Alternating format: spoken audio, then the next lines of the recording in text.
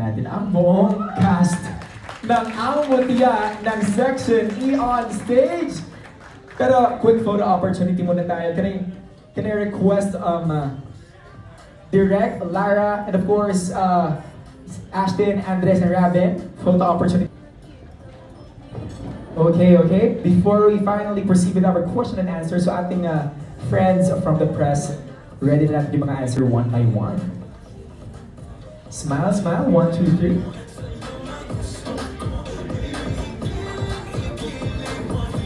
Okay guys, stay there. Can I please call in the girls to join them for a quick photo opportunity? Beautiful women. Picture tayo. Hanggang sa palaki tayo ng palaki dito for a group photo. Yes, Andre?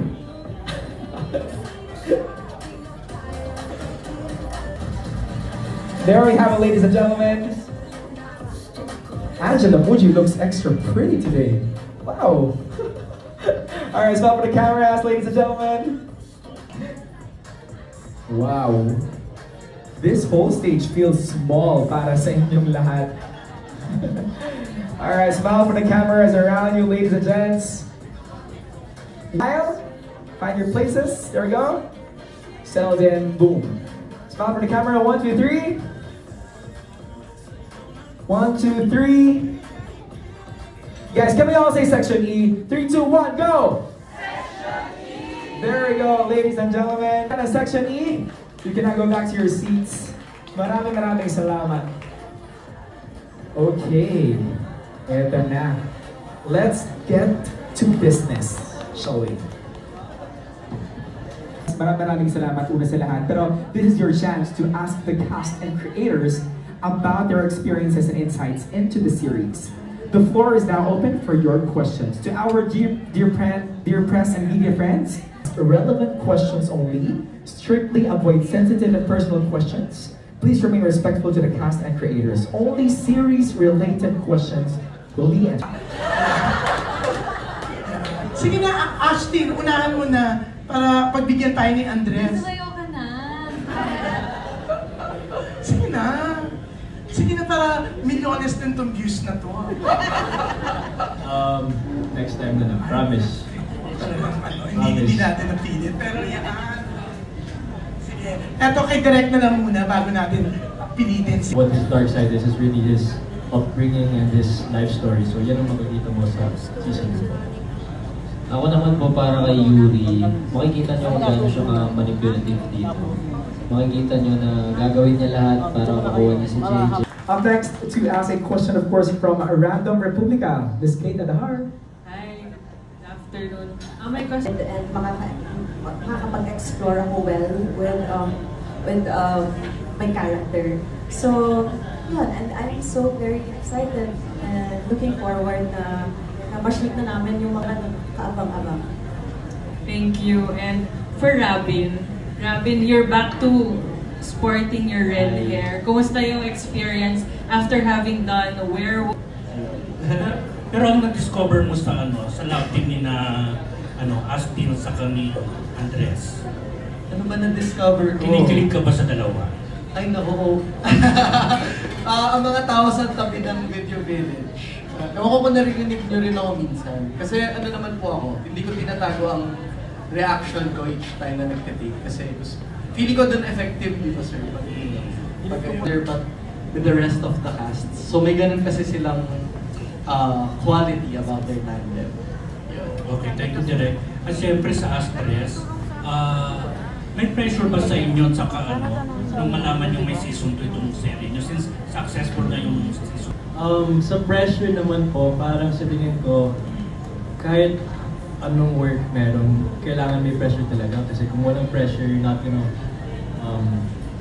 you won't be as inclined to give it your all. Pero, ayun nga, really the emphasis talaga is we just want to make a show as a cast. Talagang di kami napapressure ngayon. Parang we're enjoying the whole process and I think yan ang pinaka-importante talaga. Kapag nag-i-enjoy yung proseso ng shooting and the whole project on its own, I think everything will follow. Nung nalaman namin magkaka-season 2, syempre excitement.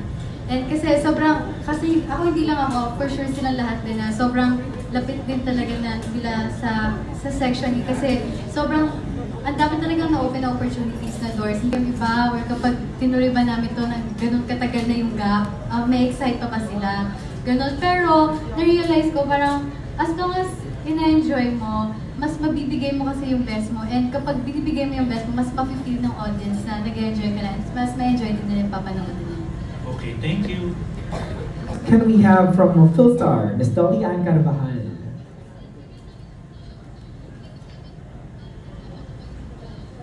Hello, for Robin, what can you say about? Yeah, I just try to surround myself with friends, with like a good support system, family. Try to surround myself with positivity. You know, it's important that we don't mind the negativity that surrounds us. So. Panahon lang talaga yan. Kaya dapat happy lang. Enjoy lang tayo. Kanya. I love that. Thank you so much, girls. How about the boys? Yes, of course. Who wants to start? Jared. Guides me in my life. Instead of course, my parents guide me then, my family, they're always there, my friends are there to support, but I think really the biggest and most important factor in the drive and why I do things really is prayer. Because kahit minsan kapag nahihirapan ako at aminin ko din nahihirapan talaga ako sa work, I just stop for a moment and pray. And mas lalo kapag if it's too much for me, I always like to think about the good things in life talaga. Really view what little things around you are a blessing to you. Kasi minsan we take for granted the small things in our day-to-day life. Pero, yun, I think really just to look for the brighter side. Yeah. Ako din, prayer din. Kasi maliit or malaking problema, dinadasal ko talaga. Kahit yung tipong, Lord, gisingin niyo po ako bukas ng 6 AM, ganun. Dinadasal ko yun. Kasi kapag, ayun, sabi nila, i-acknowledge mo. Kasi pag di mo i-acknowledge, hindi ka magiging aware. Paano mo masasolve kung di ka aware? So, i-acknowledge mo, pag-pray mo yun, tapos i-surrender mo kay Lord. Yes. Robin. Good afternoon. A question for Direk Peterson. I-send ko lang kanina yung question about yung what do you see about yung sa chemistry, but let's include na rin yung sa si Robin. Silang tatlo. What do you think make them forward? Silang tatlo. Ayun, I think itong dalawang to. Diba? Yung talagang parang kilig na parang pang high school. Yun yung na-excite ako nung binabasa ko siya. Tapos with JJ and Yuri naman, it's really how they handle the seriousness and gravity ng situation. Each time I've gotten the chance to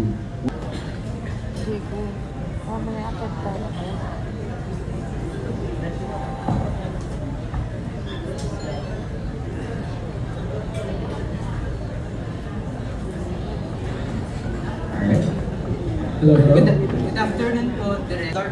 The first season, marami rin changes with JJ and Kiefer. How do you prepare the nuances of the characters without losing the essence of Jayfer na minahal nila nung season 1?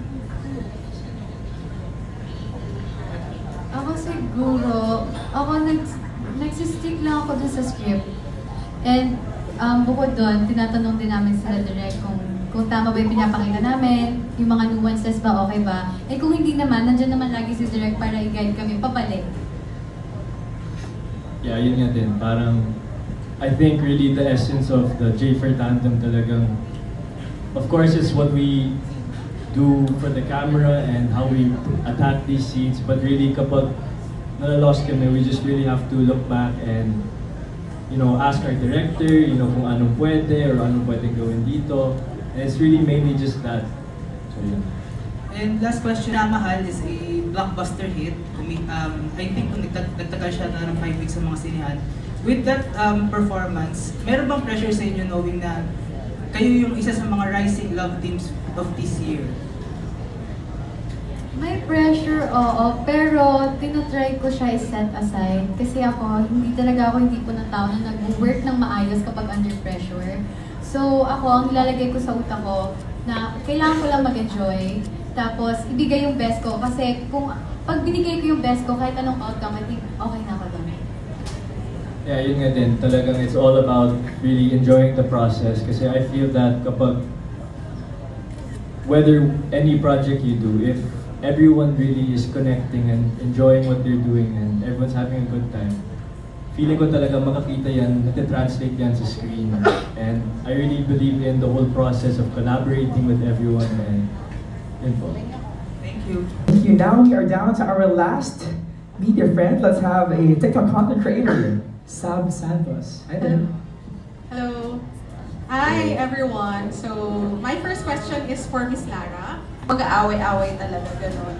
And also, of course, the remarkable talent. I miss you. Yun, hinihintay ko rin yun. And gusto ko rin makita yung emotions nila. Gusto ko paiyakan si Ashley. Yun po. Thank you. And then, next one is, of course, I want to congratulate everyone for a very blessed 2025. Sobrang laki ng dressings, no? Like, HFF, Andres in Baguettes, Rabjel just finished shooting for A Werewolf Boy.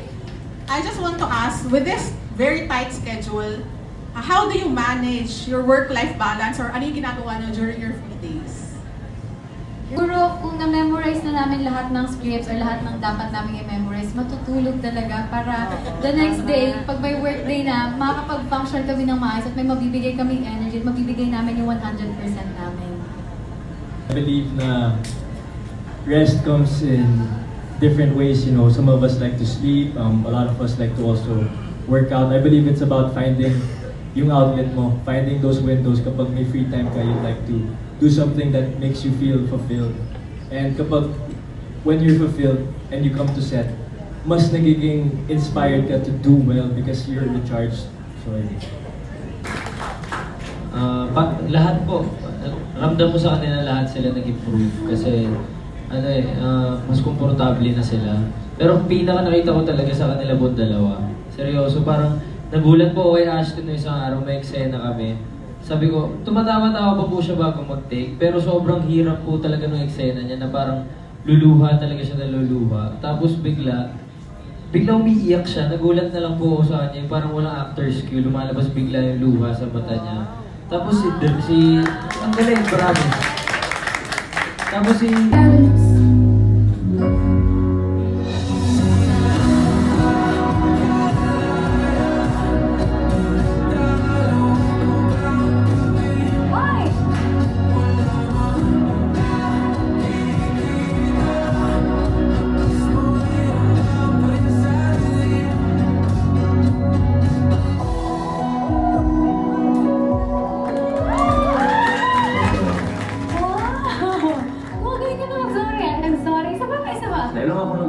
panigurado, mahaba-haba yung listahan na kailangan pagsarihan. Diba una? I don't have feelings for any of them. So yun lang.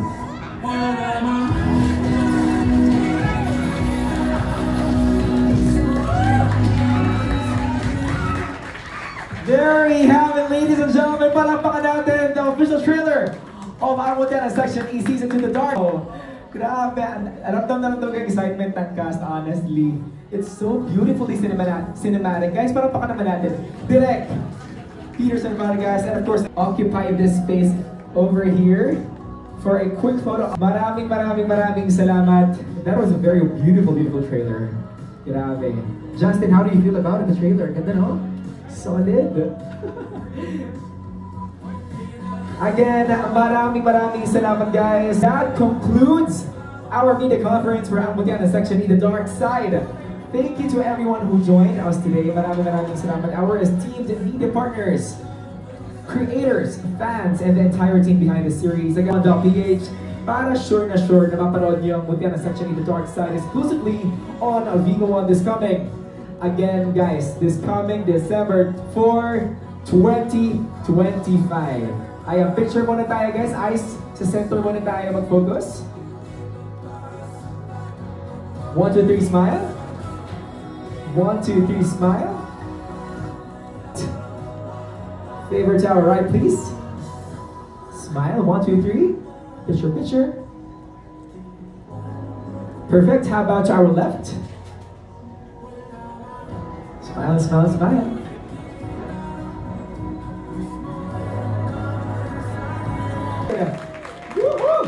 Catch Armutana Section E episode by subscribing to Vigo One for only 99 pesos per month, 269 for 3 months, 499 for 6 months, and for 1 whole year, it's gonna be 949. Our media partners, maraming salamat as well. PBO Una Carito, Viva Cinema, Masayang Balik-Balikan, TMC Tagalized Movie Channel, Celestial Movies Pinoy, the biggest Sari Channel, maraming salamat.